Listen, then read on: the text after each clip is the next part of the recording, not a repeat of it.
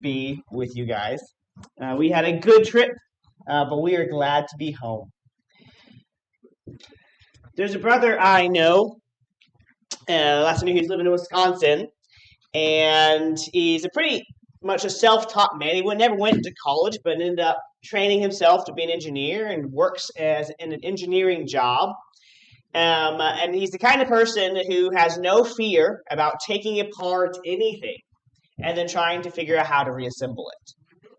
And those of us who are less mechanically inclined, who are much more cautious regarding that, often marvel at that. But his response is, well, if man made it, then a man can take it apart and put it back together.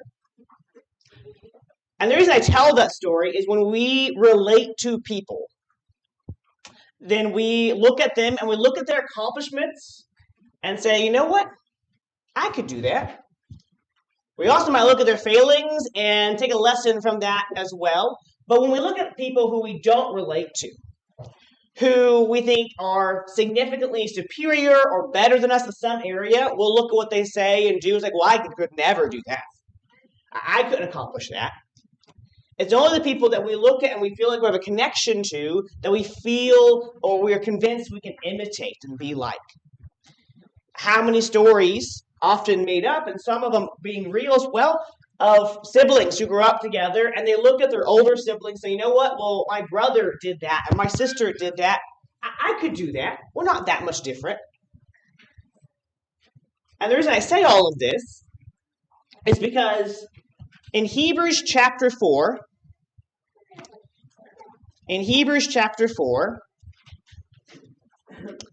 there's a description of Jesus picking up in verse 14.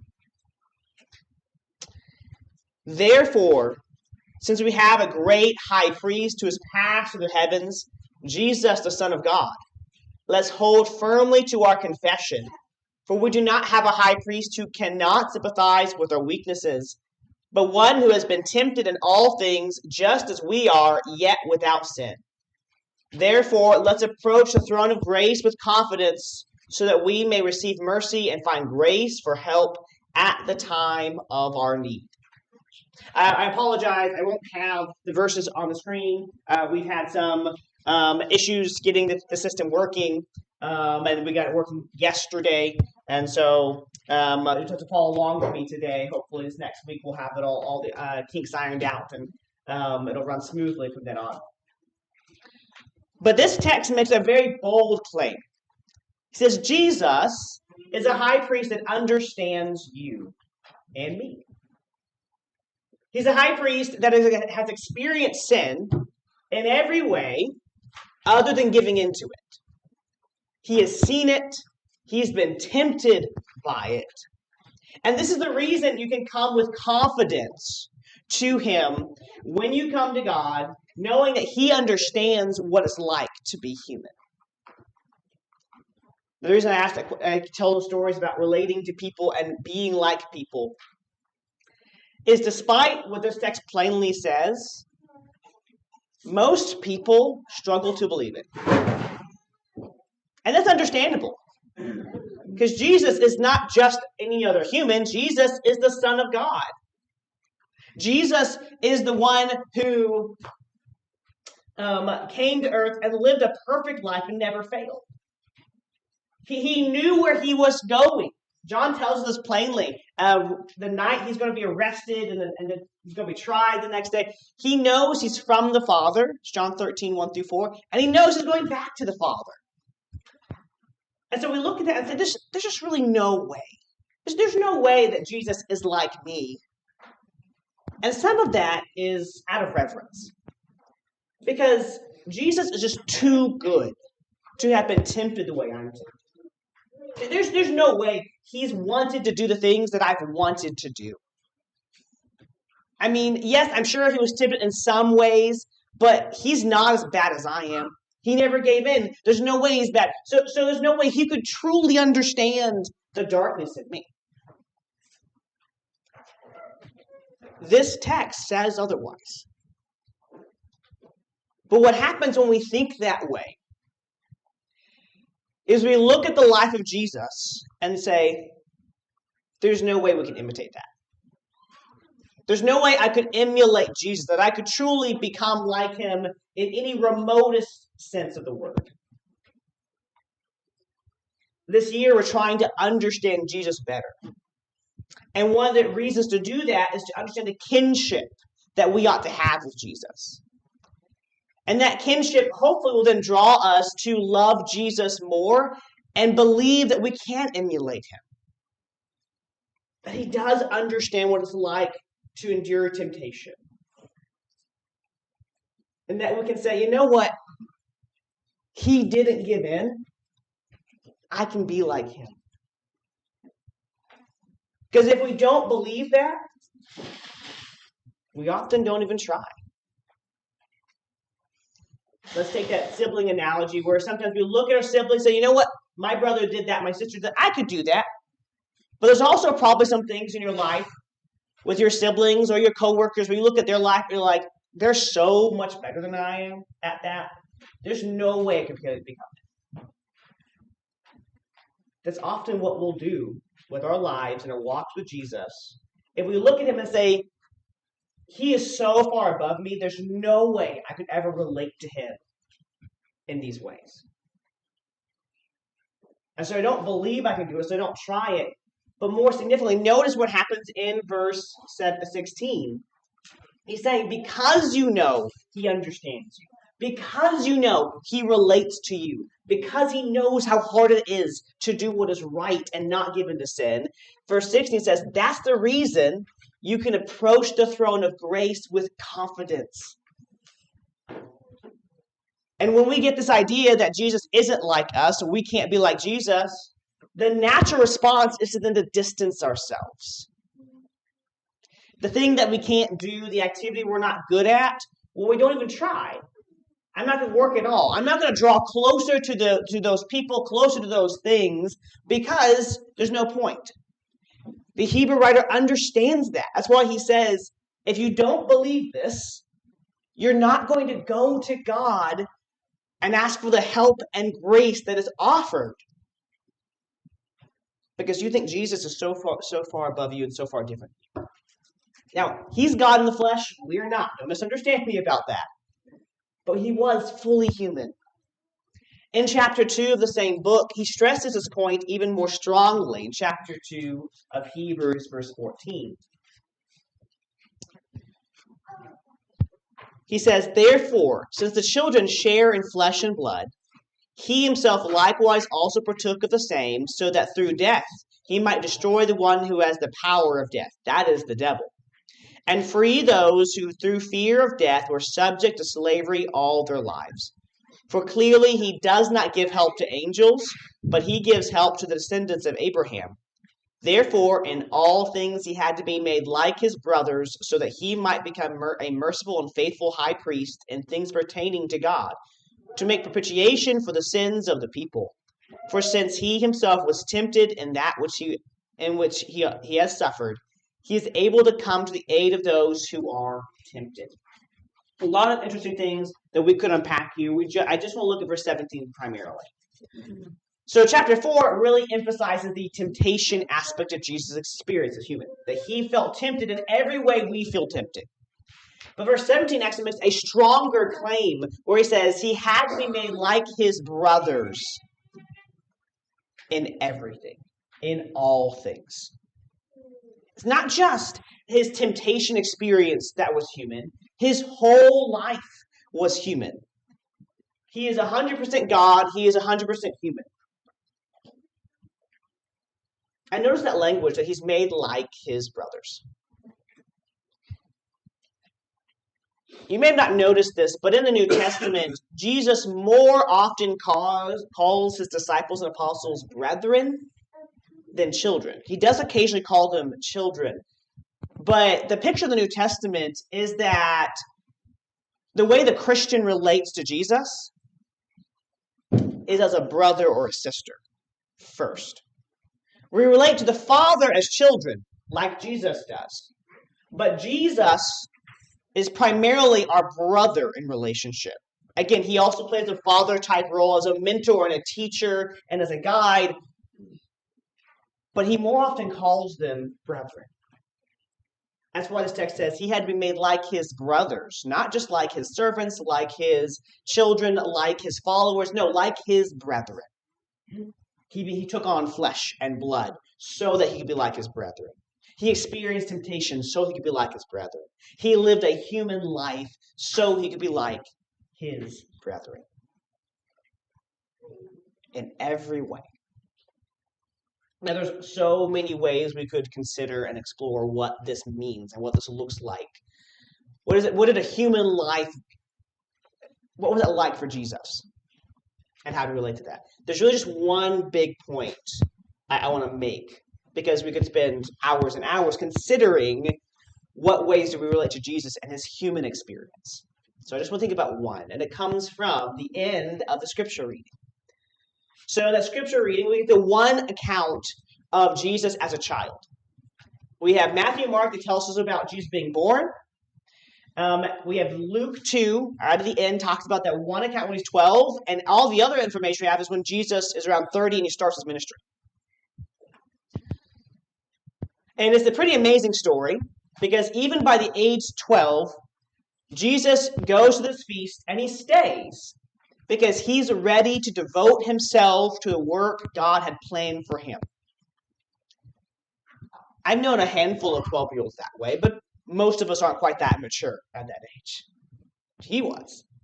In fact, he's surprised that his parents don't understand what he does. He's surprised when they show up and he says, well, didn't you know I would be here? Like, didn't you know that I had to be about my father's business? And one of the reasons that probably made sense to 12-year-old Jesus is in Jewish culture, and this is somewhat still true today, when you turn 13 in the ancient Jewish culture, you were considered a man. Not necessarily having the same authority as other men or the same respect, but age 13 was when you became an adult. And so he's age 12. He's coming up on that age 13. Today, they'll call it the bar mitzvah. It's Aramaic, actually, versus Hebrew, but it means son of the covenant. It's where the child is taking on the responsibility of the covenant of the Old Testament in the Jewish community. Jesus understands that. And so he's actually surprised. Like, well, didn't you guys know I had to do this? Now, side lesson, not the main lesson for today, but here's a lesson for all my favorite kiddos in the audience. I don't care if you're 5 or if you're 10 or if you're 18. The end of the story, Jesus, knowing more than his parents, literally being God in the flesh, submits himself to their authority, and he goes home. In this moment, he literally knows more than his parents do.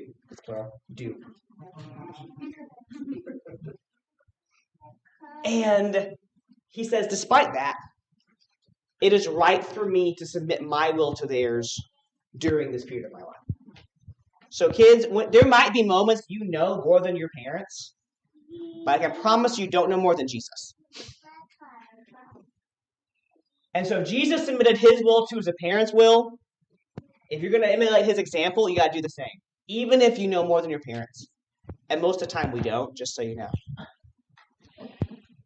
So that's the side lesson. Going back to the main lesson. And connecting it to this seeing Jesus as human, relating to Jesus as human. At the very end, did you catch how the chapter ends in 52? That he goes home and he continues to increase or continues to grow in two things. In favor with God and man. And that's interesting. We won't spend time thinking about that. But the focal point today is in wisdom. Now, obvious statement incoming. To grow in something, to increase in something, you have to have room to increase in it. The fact that Jesus has to increase in wisdom, meaning despite being God, he doesn't have all wisdom the way the Father does during this period of his experience. Again, God is the one who has all intelligence and all wisdom, and yet Jesus, and this seems to be implied in Philippians and is necessarily implied in Hebrews 2, where he was like us, like the brethren in all things. Meaning that he didn't know everything as a kid. In other words, baby Jesus doesn't know he's the Son of God. Maybe Jesus doesn't know he's the Messiah. I don't know at what point he comes to that realization. It seems to by age 12 that he realizes who he is. What should we think about being Jesus growing up? What dreams does Jesus have as a young child? Does he want to grow up and get married, have family? Does he want to become a carpenter like his dad? Or maybe he lives near Galilee. He wants to go be a fisherman. He really likes being on the water. And at what point does he begin to realize, wait, my life isn't my own? When does he start to have suspicions that he's different from the other kids? And when does he come to accept that reality that he's literally a miracle? And that he's the Messiah. And that his purpose is to live a perfect life so he can be the perfect sacrifice for all these other people around. Could you imagine being boy Jesus and having to come to those realizations? I say all of that because everyone in this room has experienced sacrifice. I want you to think for a moment about what is the greatest or most demanding sacrifice you've had to make in following Jesus. And I realize some in the room haven't maybe made that decision yet, but you're here. So you've made some sacrifices to at least consider following Jesus. What's been the greatest and hardest thing for you? I suspect that it has to have at least two components. One, the thing you had to sacrifice, the thing you had to give up, must be dear, must be important to you. Otherwise, it's not really a sacrifice. If it's easy to give it up, it's not hard. But it's not just that. Because sometimes there's really hard sacrifices, but we absolutely agree this has to happen. This change has to occur. This has to be given up because there's some reason, some grand purpose for that. And so while this may be hard, I'm absolutely on board. Yeah, I need to make this sacrifice. I think the greatest sacrifices are the ones that we have to make that surprise us, that we don't expect. It's Abraham in Genesis 22 when God says, now go take that son of promise, the one through whom I'm going to fulfill all the things I've given you and said I'm going to give you. Yeah, take that guy and go sacrifice him as a burnt offering. I don't think there's any way Abraham could have anticipated God would ever ask him that. Given the fact that this seems to be the greatest example of Abraham's faith, I would suggest that the greatest sacrifice Abraham makes is the willingness to do that. In Jesus' case, the greatest sacrifice is very similar. When in the garden, he begs God. He begs God that if there's any way to accomplish his will without the cross, let this cup pass. He does not want to go to the cross. He is asking God for any other path. Now, he ends his prayer by saying, your will be done, not mine. That's recorded in Matthew, Mark, Luke, and John.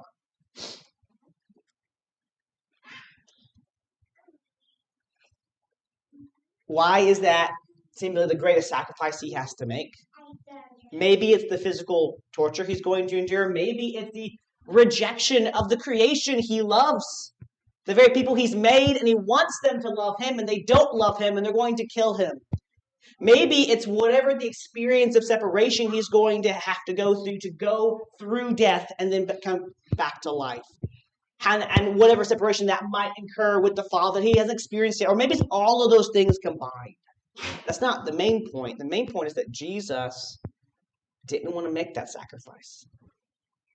Boy Jesus didn't know he would have to.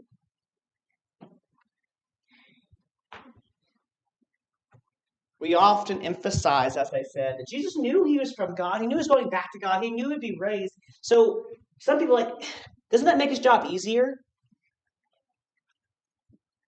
I don't think so. Because boy Jesus didn't know those things. Boy Jesus had to come to believe those things. Just like we do. In fact, Jesus' life is our story. All of us are born, created by the same Father, not knowing who we are, not knowing where we came from, not knowing what a purpose is. And those of us who come to see God as He really is realize that He is our Creator, and He is the one who holds our greatest devotion and allegiance. That He is the one who has a purpose for us, and that purpose will require sacrifice. Will require us to give up things we didn't know we had to give up. Who wants us to be in relationship with Him like His Son is and was. Jesus' story is our story. It's why He has Jesus come and live as a human, so that He could point to Jesus and say, look, Jesus did it. You can do it too. Jesus understands the hardship you've gone through, the sacrifices you've had to make. He understands the difficulty you've experienced. He's lived the highs and the lows of all the emotional experience of humanity. He's felt the temptations. I've made this point before, but one of the really helpful illustrations to me on that temptation part is the picture of someone holding out a weight. Make it heavy weight, 25 pounds, or lightweight, 1 pound. But how long can you outstretch your arm and hold that weight? The longer you do it, the harder it becomes. Jesus holds off the weight of sin. He feels the temptation, and He holds it off His whole life. I expect that was harder than us giving in. But the point here is He understands you. And He wants to call you a brother and you a sister. And He wants you to look at His life and say, I can do it because my brother did it. I can make the sacrifice because Jesus made the sacrifices. Even though I didn't realize this is what my life was supposed to be and this is what my purpose was going to be, I can fulfill it because we have the same Father and He gave Jesus as an example. He became like us in all things, and if He accomplished it, so can we. This is the reason that taking time to try to understand Jesus matters. Because that kinship with Him, the recognizing that it exists, leads us to a conviction that we can actually serve Him more closely and better. It also hopefully causes us to love Him more, as we realize He knows the sacrifices we have made. He feels them. And so when He looks at you and says, this is a sacrifice God has asked me to make, He understands. Will we let His example change us? Will we let His example cause us to love Him more? Because He gave His life so we could be His brethren, that we could be His family. And we're about to remember that sacrifice as we take the Lord's Supper. And so if you're ready to let Jesus add you to the family and wash your sins clean in baptism, we stand ready to assist you. If you have any spiritual need, let us know.